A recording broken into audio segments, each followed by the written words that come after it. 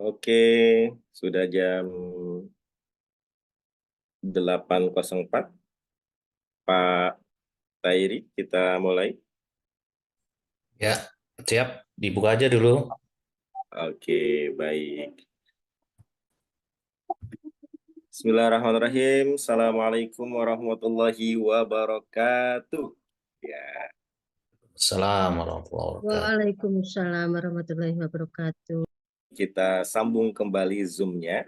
Nah, ini ada beberapa teman-teman yang memang sejak pagi sepertinya sudah Zoom ya, dari Zoom ke Zoom ya. Nah, malam hari ini kita akan sedikit diskusi membahas tentang dunia public speaking ya. Nah, sesuai dengan judul kita pada malam hari ini ya, tak sekedar bicara atau bukan sekedar bicara. Nah, nanti kita akan bersama-sama membahas bagaimana teknik ya ketika kita berbicara di depan publik ya. Kemudian bagaimana kita bisa mengatur intonasi suara dan lain sebagainya yang tentunya nanti kita akan diskusikan bersama dengan Coach Tairi di sini ya. Selamat malam Coach Tairi. Selamat malam. Assalamualaikum warahmatullahi wabarakatuh. Waalaikumsalam warahmatullahi. Wah, ini videonya masih belum dibuka nih. Masih Oh, bertanya siap. kayaknya. Iya, Iya. Oke. Malam hari ini kita nanti akan banyak diskusi ya terkait dengan dunia public speaking. Ya, kalau tidak salah Pak Tairi ini sudah sejak tahun berapa? 90-an ya, malang melintang di dunia betul. speaking ya. Dan beberapa professional trainer, kemudian memiliki beberapa usaha di bidang kalau tidak salah pendamping pemberdayaan desa kalau tidak salah ya. Iya. Nah, nanti lebih jauh bagaimana beliau menerapkan ya teknik public speaking dan pengalaman-pengalaman beliau di lapangan ya, ketemu dengan orang atau masyarakat yang tidak ada interaksi kemudian menjadikan interaksi dan lain sebagainya. Kita akan kupas tuntas malam hari ini dan tentunya kalau malam hari ini tidak selesai akan ada lanjutannya. Nah, sebelum itu kita coba sapa dulu nih Pak Tairi nih. Di sini ada beberapa hadir nih teman-teman, ternyata bukan hanya dari Jawa Tengah saja. Ini kalau dari nama-nama yang muncul ini ada dari Pemalang ada dari Jawa Timur, ada dari Jogja, ada dari Kalimantan Timur ya. Wah. Dan Bu Runita dari mana ya Bu Runita ya? Bu Runita itu Riau ya. Samarinda. Samarinda, luar biasa. Jadi alhamdulillah ya, berkah pandemi kita bisa dipertemukan dengan media Zoom, bisa bersilaturahim ke seluruh Indonesia ya. Oke, baik, tanpa panjang lebar, layar dan waktu kami serahkan kepada Pak Tairi. Silakan Pak Tairi. Ya, Assalamualaikum warahmatullahi wabarakatuh. Selamat Waalaikumsalam. pagi semuanya. Selamat. Semangat Wah, pagi. suaranya boleh dibuka dong, mic-nya. Semangat pagi, Pak Iya, Tairi. selamat pagi semuanya. Mudah-mudahan sehat walafiat. Pada malam Amin. hari ini Amin. tidak bisa temu langsung, namun bisa lewat udara. Baik, teman-teman. Ini baiknya saya panggil teman-teman aja ya, biar lebih mudah, lebih akrab gitu ya. Halo? Boleh, boleh, boleh. Iya, boleh ya, teman-teman. Kan di sini ada ibu-ibu, ada bapak-bapak. Saya anggap teman semuanya. Baik, pada malam hari ini, poin-poin materi insya Allah berkenaan dengan public speaking akan kita diskusikan pada malam hari ini meskipun lewat Zoom yang tadi disampaikan oleh Hanipudin. Ini bersama-sama pada malam hari ini, insya Allah 1 jam ke depan kita buka materi-materi dasar di public speaking ini. Ini saya coba untuk saya buka apa namanya? Ini saya share materi ya langsung ya ke materi. Udah terlihat ya? Udah muncul ya belum ya? Sudah bisa terlihat teman-teman. Allah wa kafa billahi wakila. Halo? Belum kelihatan. Belum kelihatan ya? Bentar. Belum, Pak. Belum muncul, Belum belum kelihatan. muncul. Oke. Ini saya share. Sudah? Oke, sudah. Sudah ya. Baik, pada malam hari ini materinya kan bukan sekedar bicara. Ini pada malam hari ini, sekali lagi 1 jam ke depan, ini public speaking 100% total. Jadi poin-poin yang akan kami sampaikan bisa menjadi dasar kita sebagai seorang yang memang punya kekuatan yang lebih pada setiap manusia. Karena sesungguhnya kalau kita lihat di dalam Al-Quran itu kan Allah memberikan bekal telinga, bekal mata, bekal hati, semua perkakas yang Allah berikan kepada kita menjadi kekuatan pada diri kita ketika kita bisa mengoptimalkan apa yang kita miliki. Baik, beberapa perkenalan yang bisa saya sampaikan. Ini ya ada beberapa poin ya yang tadi disampaikan oleh Niputin.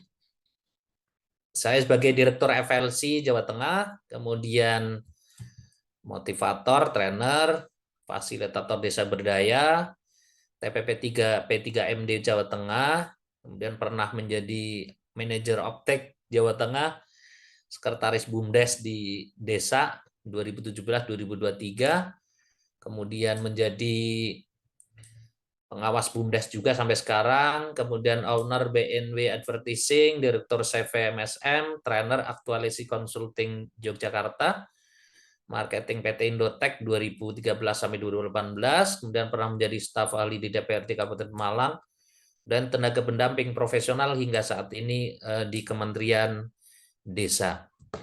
Kemudian organization experience-nya ada sebagai pengurus IKADI Kabupaten Malang, juga takmir masjid, ketua yayasan, ada juga sebagai pembina PKK Desa Banyumudal, pembimbing majelis taklim. Alhamdulillah kami memiliki 4 majelis taklim sampai sekarang.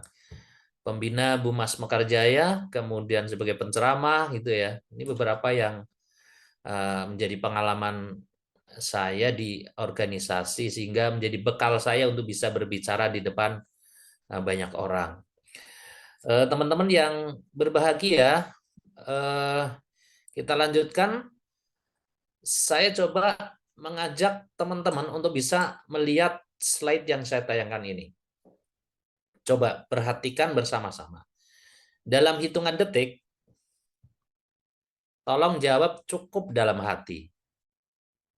Tolong jawab cukup dalam hati. Saya lanjut. Sebutkan 3 nama orang yang paling Anda sukai dalam hidup Anda. Sudah cukup 3 detik. Pasti sudah ada dalam hati masing-masing. Sudah ya? Kalau sudah, saya lanjutkan. Kenapa Anda tadi, teman-teman, tidak menyebut nama Anda sendiri? Betul ya? Tidak menyebut nama Anda sendiri. Kenapa tidak menyebut nama Anda sendiri? Padahal kita juga harus berterima kasih pada diri, berterima kasih atas kemampuan diri. Berterima kasih atas kesehatan diri yang ada, yang pada puncaknya kita bersyukur pada Allah Subhanahu wa taala atas kemampuan yang kita miliki. Yang kedua, teman-teman, apakah Anda menginginkan perubahan yang lebih baik, baik material maupun spiritual? Jawab dalam hati. Pastinya jawabannya iya. Imam Ghazali menjelaskan beberapa tips supaya kita bisa mencintai diri kita sendiri. Ini saya kutip lagi nih. Yang pertama adalah harus menjauhkan diri dari perbuatan sia-sia. Yang kedua, menyadari semua kesalahan dan dosa kita. Yang ketiga, berbuat kebaikan untuk sesama. Yang keempat, berserah diri kepada Allah Azza wa Jalla dan menciptakan apapun di luar kesanggupan kita. Dalam Al-Quran disebutkan, innallaha la yughayyiru ma biqaumin hatta yughayyiru ma bi anfusihim. Kita ingin berubah tentunya. Dari yang kemarin belum bisa, sekarang menjadi bisa. Itulah teman-teman, ini contoh saja ya teman-teman. Ini contoh pembuka ketika membuka sebuah ceramah, membuat presentasi, membuat presentasi di awal. Ini hanya contoh saja di awal tadi. Ini saya ulang lagi di atas ya. Ini contoh. Contoh ketika presentasi awal ini hanya salah satu contoh saja. Salah satu contoh ketika membuka sebuah presentasi yang sedikit kita buka dengan cara-cara yang lain. Dalam hitungan detik, tolong jawab cukup dalam hati. Sebutkan 3 nama orang yang paling Anda sukai dalam hidup Anda. Ternyata teman-teman yang hadir di sini tidak menyebut nama sendiri. Tidak menyebutkan nama sendiri, tetapi menyebutkan yang lain. Menyebutkan yang lain. Ini contoh saja. Sehingga ketika kita membuka sebuah presentasi akan tergugah, akan membuat mereka berpikir kemudian menyampaikan apa yang dia pikirkan. Ternyata tidak seperti apa yang diinginkan oleh presenter atau kita sebagai pembicara. Baik teman-teman, pada malam hari ini kita akan coba membahas poin materi dasar. Untuk yang nanti keberlanjutannya, insya Allah akan menyampaikan materi-materi yang pertama adalah 7 hambatan mental dalam public speaking. Kalau malam hari nanti insya Allah di poin-poin inti akan kami sampaikan. Yang kedua, teknik rahasia scanning mental block.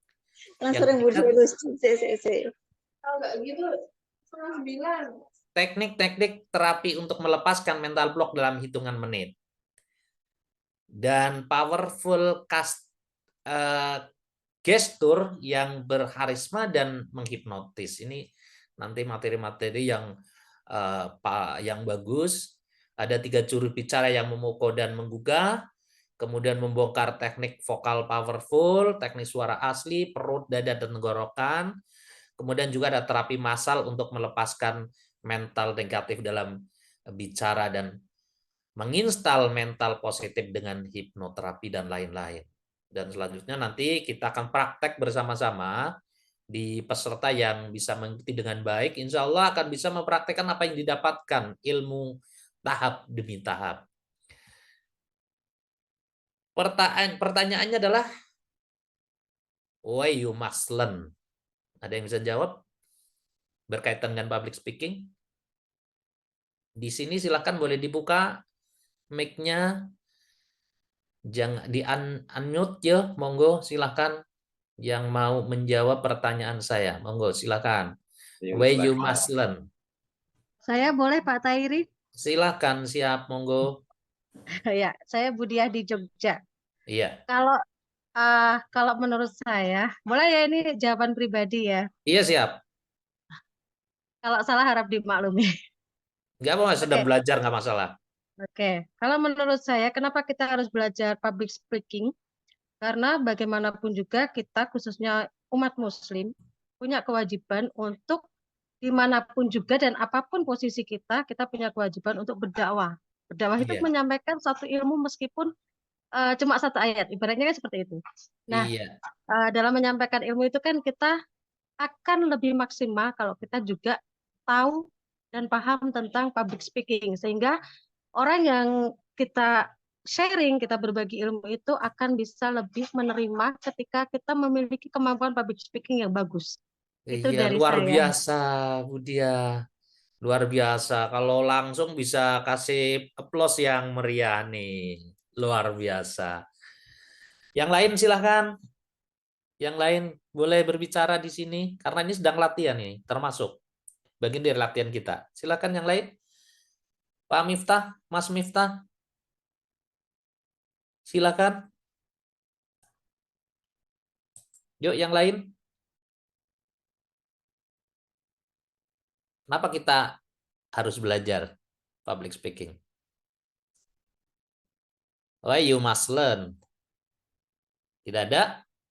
Kalau tidak ada, yang lain hanya teman kita yang dari Jogja tadi menyampaikan luar biasa berkaitan dengan kenapa kita harus belajar public speaking. Ternyata dari latar belakangnya karena seorang muslim akan menyampaikan dakwah, maka harus siap dengan ilmu yaitu tentang public speaking. Bagaimana menyampaikan informasi, bagaimana menyampaikan dakwah di khalayak rame begitu. Terima kasih yang sudah memberikan jawabannya. Kita lanjut. Ini kita ambil di Survey Nation Association of Challenge of Employers Amerika Serikat pada tahun 2002, disurvei dari 4.457 pimpinan yang dianggap penting di dalam dunia kerja adalah soft skill antara lain, yaitu apa? Kemampuan komunikasi. Ini udah berdasarkan survei, bukan sembarangan. Kenapa harus mengilmui? Ini karena kemampuan komunikasi sangat penting di dalam ini yang disurvei adalah dari 4.457 pimpinan. Ini sungguh luar biasa. Mereka menilai bahwa mengambil kesimpulan bahwa kemampuan komunikasi adalah sangat penting. Kita lanjut. Ada lagi di dalam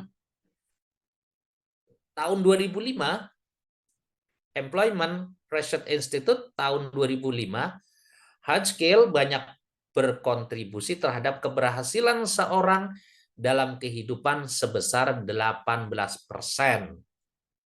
Sebesar 18% saja. Sedangkan 82% disumbangkan oleh kemampuan-kemampuan yang disebut soft skill, antara lain yaitu kemampuan komunikasi lisan. Ini luar biasa. Ternyata kemampuan komunikasi, kemampuan berbicara, kemampuan lisan kita menjadi sangat penting karena berdasarkan riset ini sebesar 82% dari kemampuan komunikasinya. Kita lanjut lagi nih. Penelitian oleh Asosiasi MBA yang dilakukan terhadap lulusan program MBA menyimpulkan bahwa soft skill antara lain kemampuan komunikasi lisan lebih berperan dalam peningkatan karir ternyata. Banyak orang yang memang karirnya bagus, karirnya luar biasa karena punya kemampuan berkomunikasi yang luar biasa. Orang lobby, ahli dalam hal ini, lobby dan sebagainya ketika di perusahaan besar, tidak lain dan tidak bukan bekalnya adalah komunikasi. Karena komunikasi yang luar biasa. Komunikasi yang ahli, apa artinya ilmu komunikasinya dia milikinya. Bagaimana dia lobby, bagaimana dia bicara, menarik perhatian orang. Karena bisa menghipnosis lawan bicara dan seterusnya. Ini sungguh luar biasa ketika komunikasi ini menjadi bagian dari usaha-usaha yang kita lakukan. Tanpa komunikasi itu nggak mungkin. para sahabat dan sebagainya. Para sahabat Rasulullah SAW juga kemampuan berbicara, mengajak orang di samping contoh dari perilaku yang ditunjukkan terhadap dunia ini. Yang selanjutnya, ini bukti-bukti ya, ini berdasarkan bukti-bukti yang ada ini. Paul Argenti, Professor of Corporate Communication, Tech School of Business at Dartmouth. If you want to be leader, you had better be able to communicate. Artinya apa? Jika kamu ingin menjadi seorang pemimpin, you had better be able to communicate. Jika kamu ingin menjadi seorang pemimpin, maka harus bisa menguasai komunikasi. Ini fakta, ini di dunia begitu. Jadi komunikasi itu adalah hal yang penting bagi kita, termasuk di dalam kepemimpinan, dalam perusahaan, dan sebagainya.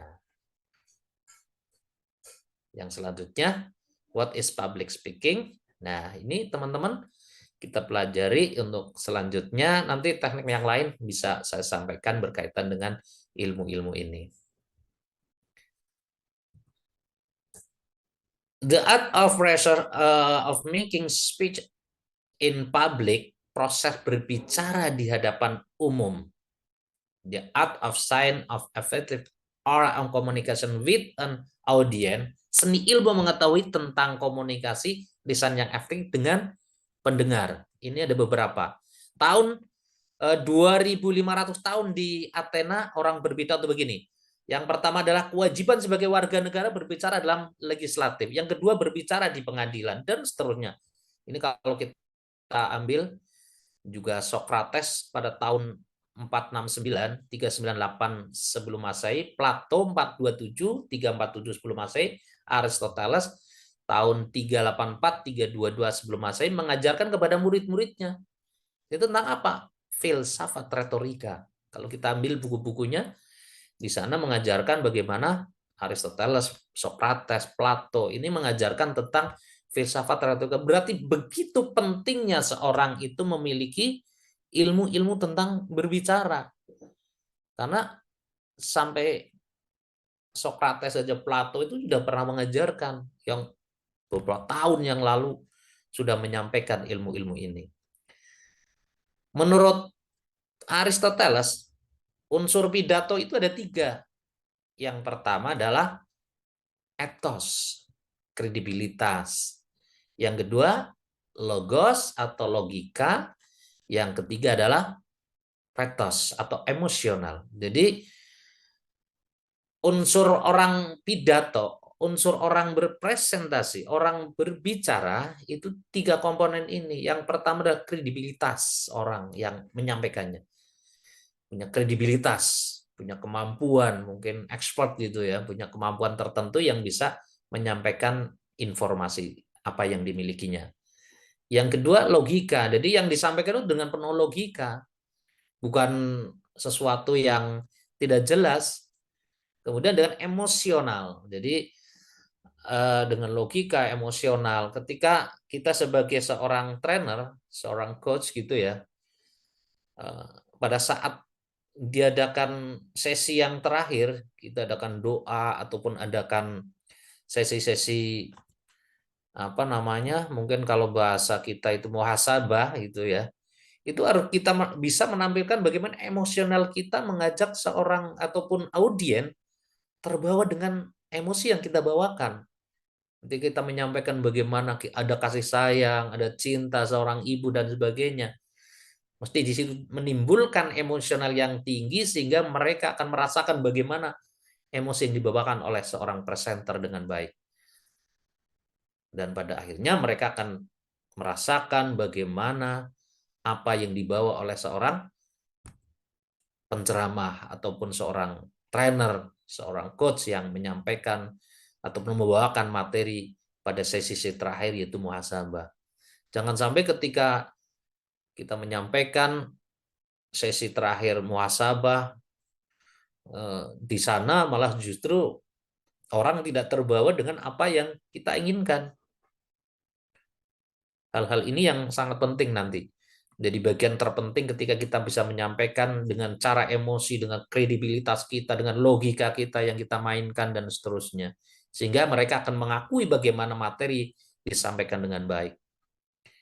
Nah, ini unsur-unsur pidato menurut Aristoteles. Ini juga sangat penting menjadi dasar kita supaya kita memahami tentang ilmu yang sedang kita pelajari ini. How to do public speaking? Nah, teman-teman yang berbahagia pada malam hari ini, kita mengetahui bagaimana tantangan seorang pembicara. Kira-kira apa nih teman-teman? Bisa disampaikan. Yang mau menyampaikan silahkan. Bisa berbicara di sini. Tantangan seorang berbicara kira-kira apa saja coba? Silakan yang mau menyampaikan. Boleh. Silakan Bapak Ibu. Yang ini di sini rata-rata sudah sering jadi pembicara juga nih, Bu Diah nih kayaknya. Iya, monggo silakan mengetahui tentang Tantangan jadi seorang. seorang pembicara, tantangannya itu apa saja, monggo. Kan pernah mengalami pengalaman pribadi barangkali itu ya. Kalau saya kadang kan saya diundang untuk ngisi di UMKM yang benar-benar apa ya masih bawah sekali gitu ya, di Iya, iya. pelosok gitu. Kadang itu tantangannya kurang nyambung gitu loh. Apalagi Hmm, ketika ini ada pesanan dari misal dinasnya minta hmm. kemudian nanti diisi materi ini gitu kan. Nggak Ya. tahunya ketika di lapangan padahal saya udah sampaikan, aduh ini apa namanya eh, materinya ini ya, misal seperti contohnya, dia besok diisi dong tentang bikin video gitu kan. Nah, ketika saya sampai di situ, pesertanya emang banyak tuh, 60 orang gitu ya. Hmm. Cuma satu, tahu-tahu ketika saya cek, bawanya HP ada yang HP jadul. Yang kedua, rata-rata ada yang usianya udah di atas 55 tahun. Sehingga ketika penyampaian materi itu agak, nah seperti itu. Dan itu Oh, mau nggak mau kan dadaan sekali ya. Ketika iya, di iya. lapangan baru tahu audiennya seperti ini. Nah ini termasuk tantangan saya ketika mengisi acara yang antara info dari penyelenggara audiennya seperti ini, tapi ketika di lapangan ternyata beda gitu. Nah ini kan harus gerak cepat, itu yang pertama. Jadi apa sering nggak klik gitu loh. Oh Iya, saya iya. persiapannya dari rumah begini, ternyata audiennya begini, Beda seperti itu. gitu ya. Iya itu. Iya, Kemudian yang kedua betul. beberapa kali saya ngisi di mana ibaratnya kalau dari segi ilmu ya, dari segi ilmu secara apa ya istilahnya pendidikan formal itu malah lebih dari saya gitu, karena saya pernah diminta untuk ngisi acara di UGM. Nah itu kan Luar audiennya biasa. audiennya apa istilahnya tingkat pendidikannya di atas saya gitu lah. Itu kadang saya udah yang aduh gimana ya gitu, udah yang minder dulu. Nah seperti itu sih kalau tantangan-tantangan yang Ya, pernah ya, saya ya, ya, alami di antaranya seperti itu. ya. Sesuatu yang memang itu biasa dialami seorang pembicara atau seorang yang menyampaikan gagasan ataupun ketika diminta untuk berbicara di depan umum gitu ya. Kadang betul sebagaimana Mbak Diah tadi menyampaikan bahwa antara permintaan panitia dengan kondisi di lapangan berbeda dan itu sering terjadi pada siapapun. Maka ini harus siap dengan kondisi itu. Tadi seperti yang disampaikan betul terjadi dan itu terjadi pada siapapun dan termasuk pengalaman saya pribadi. Ada sesuatu yang memang tidak sama dengan apa yang telah dibayangkan. Maka nanti ada ilmu-ilmu tentang itu, tentang bagaimana menghadapi sesuatu yang apa yang kita bayangkan tidak sesuai dengan kenyataannya. Ya, itu nanti ada juga di sana. Beberapa hal yang memang perlu kita ketahui, kita ilmui hal-hal yang bersifat serba mendadak tadi. Tiba-tiba begini, tiba-tiba begitu gitu ya. Apalagi berkaitan dengan secara teknik di lapangan atau hal-hal yang tidak mendukung atas apa yang akan kita manfaatkan fasilitasnya. Contoh misalkan dalam kondisi yang sedang ramai gitu ya, artinya sedang membicarakan sesuatu yang hangat, tiba-tiba mati apa gitu ya. Hal-hal lain itu memang bisa terjadi. Jadi sebagai tantangan seorang pembicara ketika eh, PLN misalkan padam gitu harus bagaimana? Seperti kemarin saya mengisi kader kader kesehatan desa. Itu setengah main saya baru bicara setengah jam, ternyata listrik tidak on, Pani tidak menyiapkan perangkat lain. Harus apa? Ini kan ada teknik supaya bisa hidup gitu ya. Ini tantangan bagi kita. Kita coba diskusikan pada malam hari ini bagaimana mengetahui tantangan seorang pembicara atau seorang presenter atau seorang trainer. Ada 4 paling tidak ya. Ada 4 tantangan seorang pembicara. Yang pertama adalah mengatasi kecemasan dan rasa gugup. Ini termasuk tadi yang disampaikan Mbak Diah tadi yang dari Jogja. Mengatasi kecemasan dan rasa gugup. Ini penting. Yang kedua, menjaga perhatian dan keterlibatan audiens. Nah, ini yang kedua. Yang ketiga, mengatasi kecemasan dalam hal ini kecemasan dan rasa gugup. Oh, ini masih masih satu ini ya. Saya tadi PowerPoint kembar nih. Yang keempat atau yang ketiga ini menyesuaikan materi dengan audiens yang beragam. Seperti pada malam hari ini kan mestinya peserta tidak sama. Ada yang sudah menguasai materi ini, ada yang sudah menjadi ustadz barangkali, ada yang sudah sering menjadi presenter, menjadi MC. Ini kan bagian dari ilmu-ilmu public speaking.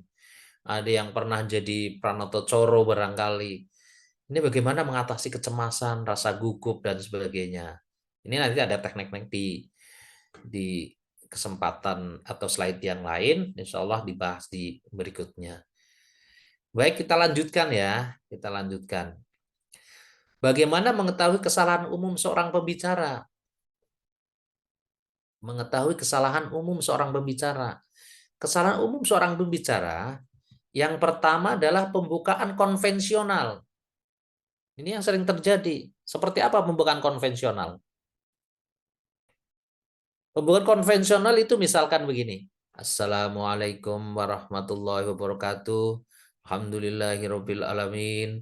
Wa bihi nasta'inu, terus dan seterusnya gitu ya. Terus sholawat serta salam kelanjutannya ini.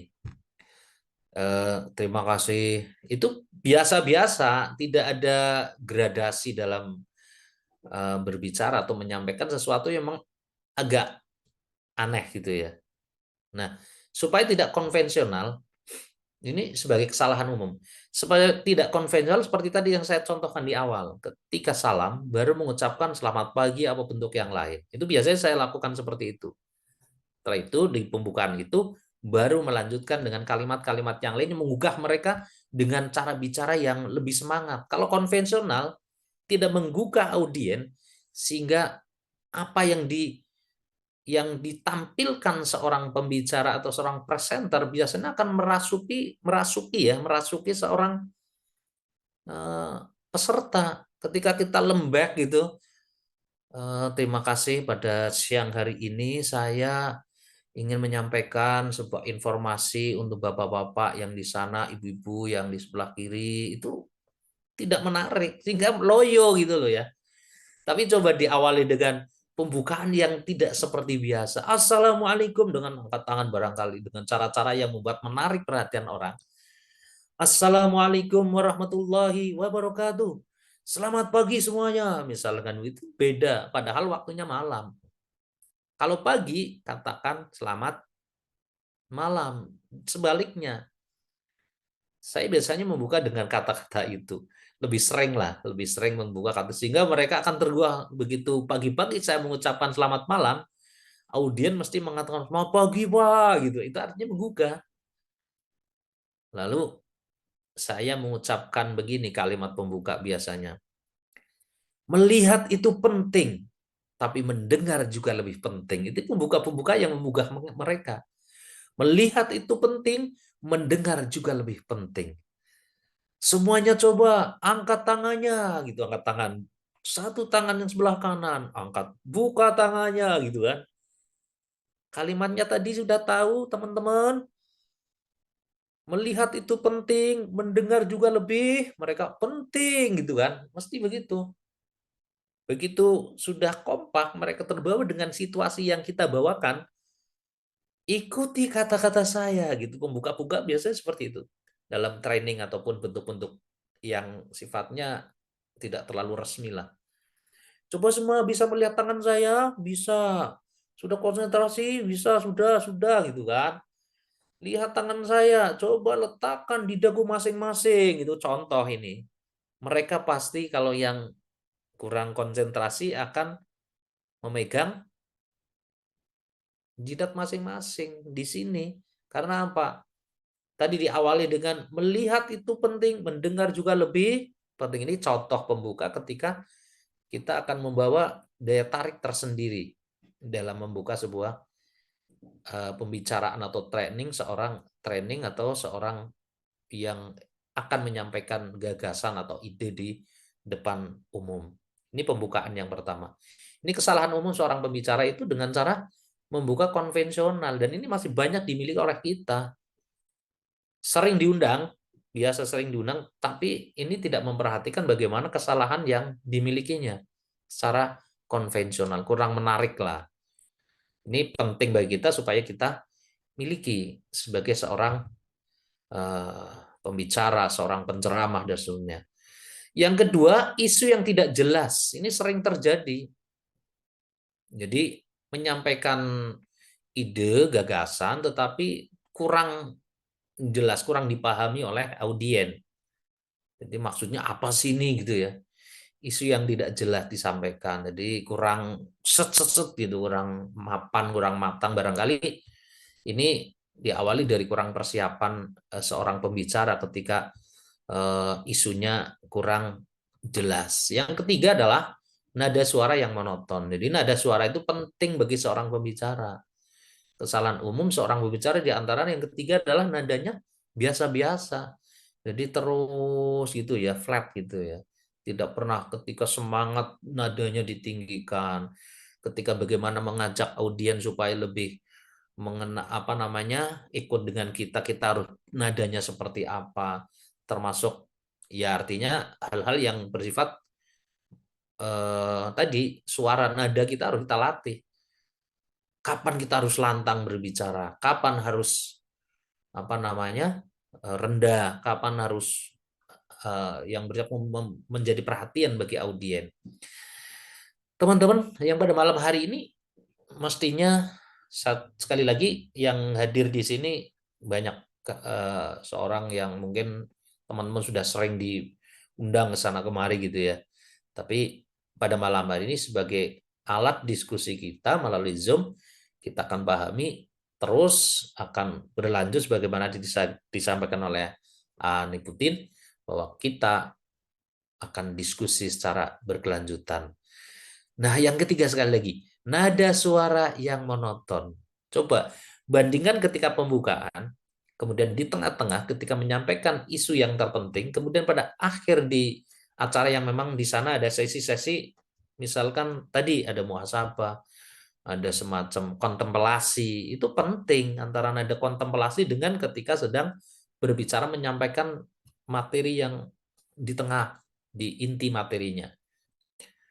Nah, ini penting untuk kita latih bagaimana ketika kita sedang menyampaikan kontemplasi.